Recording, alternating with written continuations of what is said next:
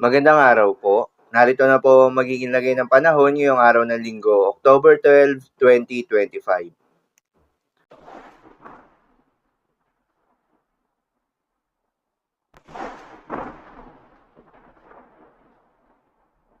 Sa kasalukuyan na tayong sa pag-asa, easterlies o yung mainit na hangin na nanggagaling sa may karagatang Pasipiko ang umiiral ngayon at nakakaapekto sa malaking bahagi ng ating bansa, particular na sa may silangang bahagi. Dahil dito ay asahan yung bahagya hanggang sa maulap na kalangitan na may kalat-kalat ng mga pagulan at thunderstorms. Magandang balita naman dahil ayon sa pag-asa ay wala tayong binabantayan na low pressure area o bagyo sa loob o malapit sa Philippine Area of Responsibility na maring makaapekto sa ating bansa. Subalit maging handa at alerto pa rin tayo dahil sa mas mataas na tsansa ng mga pag-ulan at mataas na bilang ng bagyo na maring pumasok at makaapekto sa ating bansa hanggang matapos ang taong ito, dulot ng umiiral na La Nina.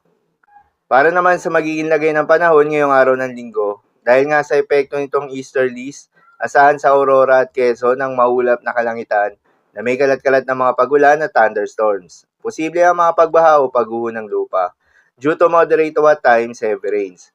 Habang sa Metro Manila, Visayas, nalalabing bahagi ng Luzon, Caraga at Davao Region, ay asahan naman yung bahagyang maulap hanggang sa maulap na kalangitan na may kalat-kalat ng mga pagulan o thunderstorms na dulot ng easterlies. Posible rin ang mga pagbaha o pagguho ng lupa due to severe thunderstorms.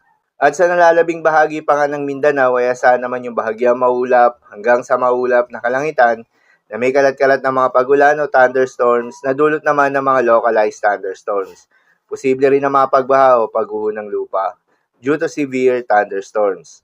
Madalas, nabobo ang mga thunderstorms na ito tuwing hapon o gabi na nagtatagal ng 1 hanggang 2 oras. Kaya naman ingat sa mga posibleng banta ng pagbaha at pagguho ng lupa, lalong-lalo na sa mga lugar na inuulan na noong mga nakaraang araw pa.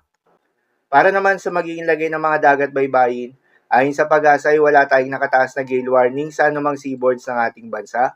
Kaya naman malayang makakapamalaot yung mga kababayan nating mangingisda at yung may mga maliliit na sasakyan pandagat, subalit iba yung pag-iingat pa rin, lalo na kung meron tayong offshore thunderstorms activity.